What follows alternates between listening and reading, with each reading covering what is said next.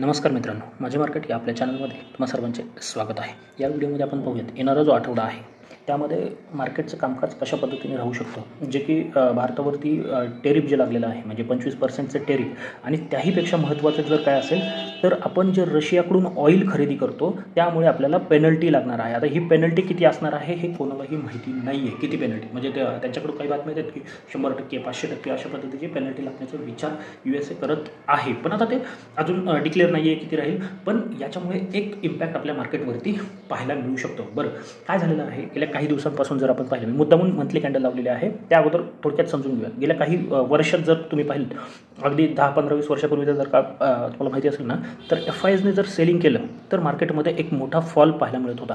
पण ती परिस्थिती सध्याला नाही आहे. गेले 4-5 महिने किंवा त्याहीपेक्षा जास्त काळ FIs कंटिन्युअस सेलिंग करत आहेत. ऑगस्टचा आज एक सुरू झाली, पण मागच्या महिन्यामध्ये पूर्ण जुलैमध्ये खूप मोठं सेलिंग FIsकडून पाहायला मिळालेलं आहे.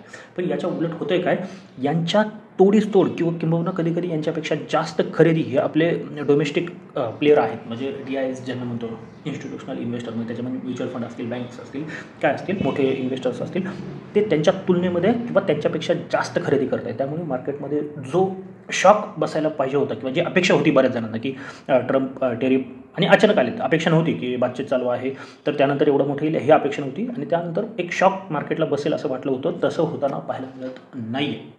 ही आपल्या इकॉनॉमीची म्हणा किंवा मार्केटची म्हणा एक प्रकारे जिंकणं आहे असं आपण समजू शकतो, जे की म्हणतात डेड इकॉनॉमी वगैरे, तर तसला काहीही प्रकार आपल्याकडे नाही आहे. पण जे आर्म ट्विस्टिंग म्हणू शकतो ना आपण, ते सध्याला चालू आहे. आणि तिकडनं USA किंवा ट्रम्प खास करून इगोइस्टिक माणूस आहे. मागच्या आठवड्यामध्येही मी याविषयी चर्चा केलेली होती की ज्या पद्धतीने संसदेत भाषणं चालू आहेत किंवा ज्या पद्धतीने संसदेत सांगितले जाते त्याचा नक्कीच त्या माणसाला राग येऊ शकतो, आणि त्याच्यानंतर काहीतरी विचित्र स्टेटमेंट त्याच्याकडून येतील, आणि तसं होताना पाहायला मिळालेलं आहे. बरं, त्याला खरंच हे करायचं आहे का, तर नाही. तो फक्त एक प्रेशर बिल्ड करू पाहतोय, आणि मग त्याच्यानंतर त्याला जी पाहिजे त्या पद्धतीची डील होण्याची अपेक्षा अमेरिकेला आहे. आणि अजून ते पूर्णच बंद झालीत का दारं नाही, तर ते त्यांच्याकडनं येते की कदाचित चर्चा होऊ शकते, चर्चा चालू आहे, आणि त्याच्यानंतर याच्यामध्ये बदल होताना आपल्याला पाहायला मिळेल. पण त्याने जो काही डॅमेज करायचे ओव्हरऑल तो बऱ्यापैकी केलेला दिसतोय आपल्याला. इकॉनॉमीवरती त्याचा जास्त इम्पॅक्ट सध्या तरी दिसत नाही आहे, पण ज्या पद्धतीने ट्रीट केलं जाते ना, तर ते आहे. आता तुम्ही जो मीडिया पाहताय ना सध्याला, त्यावरती बरंचसं अवलंबून आहे. म्हणजे तुमचं परसेप्शन कसं बोलते की मोदीने दिया करा राजा भाऊ वगैरे वगैरे, तर तसं सध्या तरी काही दिसत नाही आहे. थोडंफार त्यांनी तो प्रयत्न केलेला आहे. इवन ब्राझीलसारख्या कंट्रीने रिटेलिएट केलं की तुम्हाला जे करायचे ते करा, आम्ही आमच्या याच्यावरती ठाम आहोत. पण तसं अजून आपल्याकडून होताना पाहिलं मिळतं. त्याच्यावर पाठीमागे बरेचसे कंगोरे आहेत, राजकारण आहे वगैरे वगैरे. आपण फक्त फायनान्शियल गोष्टींवरती जर फोकस करायचं झालं तर एक इम्पॅक्ट आपल्याला पाहायला मिळू शकतो. तुम्ही पाहिलं असेल फार्मा सगळ्यात जास्त एक्सपोर्ट करता, आणि फार्मामध्ये सध्याला फॉल पाहायला मिळतोय आपल्याला. मग आता या आठवड्यामध्ये काय होऊ शकतं, त्या अगोदर आपण मागच्या आठवड्यामध्ये काय चर्चा केली होती की काही झालं तरी खूप मोठी न्यूज जोपर्यंत येत नाही तोपर्यंत 24,600 इंटॅक्ट राहू शकतं, आणि 24,600 हेच आपण टार्गेट घेऊन चालणार आहोत. आणि अगदी तिथेच बंद होताना आपल्याला मार्केट पाहायला मिळालेलं आहे. आता या आठवड्यामध्ये काय होऊ शकतं, त्या अगोदर मंथली कॅन्डल काय सांगते ते पाहूयात. मंथलीमध्ये काय चालतंय, इथे हाय लागला, त्यानंतर कंटिन्युअस 5 महिने मार्केटमध्ये फॉल आपण पाहिला, आणि त्यानंतर तेवढेच रिकवर झालं पुढच्या 3-4 महिन्यांमध्ये. आता याच्या 2 कॅन्डल आहेत ना, त्या खूप इम्पॉर्टंट आहे.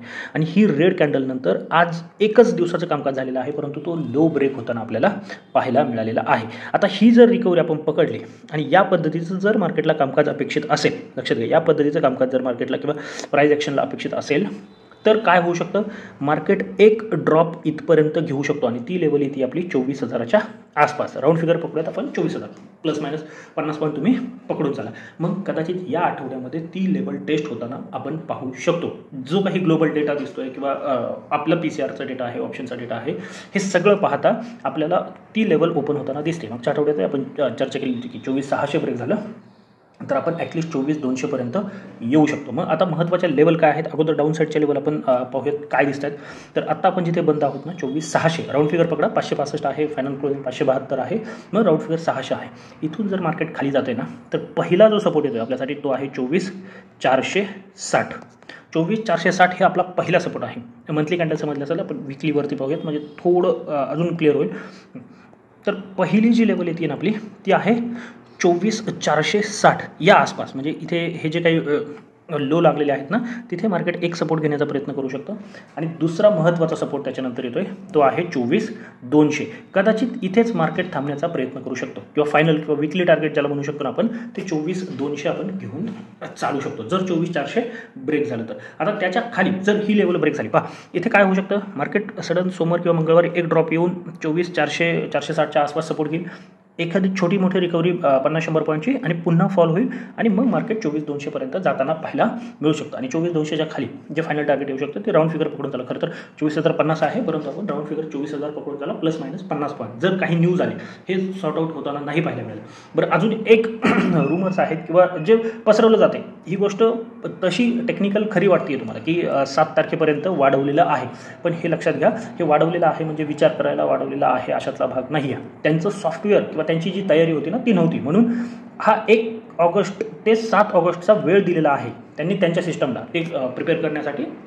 आणि 7 तारखेनंतर हे ॲक्च्युअलमध्ये जे काही टॅक्स आहेत ते लागू केले जाणार आहेत. याचा अर्थ असा नाही की सूट दिलेली आहे. हेही बऱ्याच चॅनलवरती किंवा सोशल मीडिया हँडलवरून सांगितलं जातं की परत पुन्हा 7 दिवसाचा वेळ दिला, तर तसं काहीही नाही आहे. हा वेळ झाला आहे, परंतु कशामुळं, तर त्यांना ते प्रिपरेशन करण्यासाठी म्हणून आहे. म्हणून त्याचा काही पॉझिटिव्ह अर्थ घेऊ नका. आता कदाचित उद्या परवा काही डील झाली तर हे उलटं पडू शकतं. हे उलटं कसं होईल किंवा कशा पद्धतीने मार्केट अपसाईड जाऊ शकतं, तर त्यासाठी सगळ्यात महत्त्वाची लेवल इथून आहे 24,860 किंवा 850 पकडून चला. 24,850 एक महत्त्वाचा रेजिस्टन्स आहे.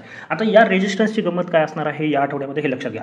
जर मार्केट सोमवारी ओपनिंग नंतर खाली गेलं ना, ओपनिंग नंतर जर 460 टेस्ट करायला गेलं तर काय होईल, हा जो रेजिस्टन्स आहे ना तो खाली येताना, म्हणजे ज्याला डिक्लाइन रेजिस्टन्स आपण म्हणतो ना, तो खाली येऊन तुमचा रेजिस्टन्स इथे पोहोचू शकतो आणि ती लेवल असणार आहे 24,600. मग 24,600 ब्रेक करायला मार्केटला पुन्हा तेवढंच कष्ट पडणार आहे. म्हणून प्रत्येक खालचा सपोर्ट आल्याच्या नंतर रेजिस्टन्स सुद्धा तुमचा या आठवड्यामध्ये खाली येताना पाहायला मिळणार आहे. मग अपसाईड 24,850 जर ब्रेक झालं तर महत्त्वाची लेवल असणार आहे, जो परवा दिवशीचा आपला हाय लागलेला आहे तो आहे 24,960. 100 पॉईंट आहेत पण ते खूप इम्पॉर्टंट आहेत, कारण का तिथून कंटिन्युअस आपण सेलिंग पाहतोय. म्हणून 24,960 आहे. आणि जर काही चांगलं झालं किंवा ही डील वगैरे क्रॅक झाली आणि आपण मान्य केलं रशियाबरोबरची ऑइल हे केलं, किंवा जे काही यांनी होणारा लॉस आहे ना त्याच्यासाठी आपण दुसरीकडून कुठून तरी काहीतरी सोय केली, म्हणजे तेवढं एक्सपोर्ट आपण दुसरीकडे करू शकतो. हे जर गव्हर्नमेंट किंवा इतर सगळ्यांना मान्य झालं, गव्हर्नमेंट तर सांगणारच आहे काहीतरी, पण बाकीचे जे फिनान्शियल सेक्टरमध्ये आहेत त्यांनाही मान्य जर झालं ना तर त्याचा इम्पॅक्ट आपल्याला पाहायला मिळू शकतो आणि मग आपण 25,080 पर्यंतचे लेवलसुद्धा अपसाईडला पाहणार आहोत. पण याच्या पाठीमागे खूप साऱ्या गोष्टी असणार आहेत हे लक्षात घ्या. म्हणजे प्रत्येक न्यूजवरती आपण रिॲक्ट करताना सुद्धा या आठवड्यामध्ये पाहू शकतो. कदाचित व्होलटाईल मार्केट राहण्याची शक्यता या आठवड्यामध्ये असणार आहे, खास करून निफ्टीसाठी. आता बँक निफ्टीमध्ये काय होऊ शकतं, बँक निफ्टीच्या तुलनेमध्ये स्ट्रॉंग आहे, आपण हे नेहमी म्हणतोय आणि हे दिसतंही. पण आता थोडं क्रिटिकल आहे. म्हणजे महत्त्वाचं काय आहे, आता जी इम्पॉर्टंट लेवल आहे ना ती आहे ही सायकोलॉजिकल लेवल, ती आहे 55,000. जर 55,000 ब्रेक झाला तर आपण कुठपर्यंत जाऊ शकतो. खूप मोठा फॉल सध्या तरी दिसत नाही, कारण का ही जी ट्रेंड लाईन आहे ना ती खूप इम्पॉर्टंट आहे. ती तुम्हाला घेऊन जाऊ शकते 54,000पर्यंत. म्हणजे इथून खाली 1,500 पॉईंटचा फॉल आपण बँक निफ्टीमध्ये पाहू शकतो. मॅक्सिमम सध्या दिसतोय तो. बँक निफ्टी एवढं मोठं इंडेक्स आहे, कदाचित एका दिवसामध्ये हे 1,500 पॉईंट देऊ शकतं. परंतु सध्या जो डेटा दिसतोय ना तो 54,000 फायनल टार्गेट आपण घेऊन चालू शकतो. मग याच्यामध्ये 55,000 हे पहिलं टार्गेट. आत्ता जिथे आपण आहोत ना, जसं 55,400 ब्रेक होणार आहे, पहिला सपोर्ट हा 55,400 आहे, त्यानंतर 55,000 आणि मध्ये 54,600 एक लेवल आहे, 54,300 एक लेवल आहे. पण जर 55,000 किंवा 54,930 ही लेवल ब्रेक झाली तर आपण 54,000साठी तयार होत आहोत, हे लक्षात ठेवा. म्हणून फायनल टार्गेट जरी 54,000 वाटत असलं तरी या लेवल लक्षात ठेवा. एक 55,400, दुसरी 54,950 किंवा 55,000 आणि त्यानंतर 54,600. जर काही बदल झाला किंवा न्यूज आली तर 54,000 ॲक्टिव्ह होते की नाही हे मी डेली अनालिसिसच्या व्हिडिओमध्ये सांगेन. अपसाईड थोडी दूर आहे, म्हणजे थोडी दूर इन द सेन्स कसं आहे, आता आपण 55,600ला बंद आहोत. सोमवारी कसं मार्केट ओपन होतं हे पाहणं खूप महत्त्वाचं ठरेल. पण कमीत कमी 56,050 ही जी लेवल आहे ती ब्रेक होत नाही तोपर्यंत चांगली अपसाईड पाहायला मिळणार आहे. मग डायरेक्ट इथून 500 पॉईंट किंवा 400 पॉईंट वाट पाहिजे का, नाही. तर 55,830 850 ही जी लेवल आहे ना ही जर ब्रेक होताना पाहायला मिळाली तर त्याच्यावरती आपण अपसाईडचा थोडाफार विचार करू शकतो. 55,850च्या वरती. मग 55,850 आहे, 56,050 आहे आणि मग त्यानंतर 56,350 500 150 पॉईंटचा झोन आहे, परंतु तोच झोन असणार आहे आणि त्याच्यासाठी आपण प्लॅन करू शकतो किंवा तिथे आपण एक अपसाईडचा ट्रेड प्लॅन करू शकतो. फक्त एक लक्षात ठेवा, न्यूज आहेत खूप. जर मार्केट खाली येते ना तर निफ्टीसाठी 24,000 आणि बँक निफ्टीसाठी 54,000 या 2 इम्पॉर्टंट लेवल आहेत. कदाचित या लेवल टेस्ट होऊन मार्केट तेवढंच फास्ट बाउन्स बॅक सुद्धा करू शकतं. म्हणून या लेवल डोळ्यासमोर जरी ठेवल्या तरी उद्या उठून लगेच डाऊन साईडचं किंवा शॉर्ट साईडचे ट्रेड प्लॅन करायचे नाही आहेत. लेवल बाय लेवल आपल्याला काम करावं लागणार आहे या आठवड्यासाठी तरी, कारण का बरेचसे रिझल्ट आता संपलेले आहेत आणि रिझल्ट ही काही खूपच खराब आहेत किंवा खूपच चांगले आहे असे नाही, 50-50 रिझल्ट आहेत. त्याच्यामुळे या सगळ्या गोष्टी चांगल्या आहेत. DIs बाईंग करता येते, बाकी बऱ्याचशा गोष्टी आहेत.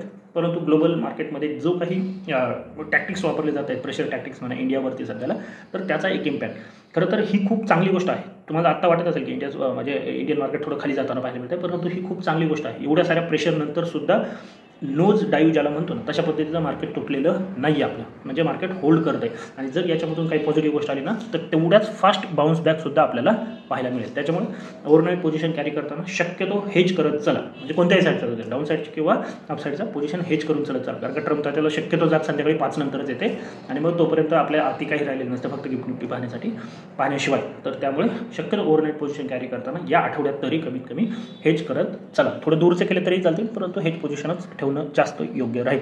जर ही माहिती आवडली असेल तर नक्की आपल्या चॅनलला सबस्क्राईब करून व्हिडिओला सुद्धा लाईक करा. तर आजच्यासाठी एवढंच. धन्यवाद. जय हिंद, जय महाराष्ट्र, कीप ट्रेडिंग.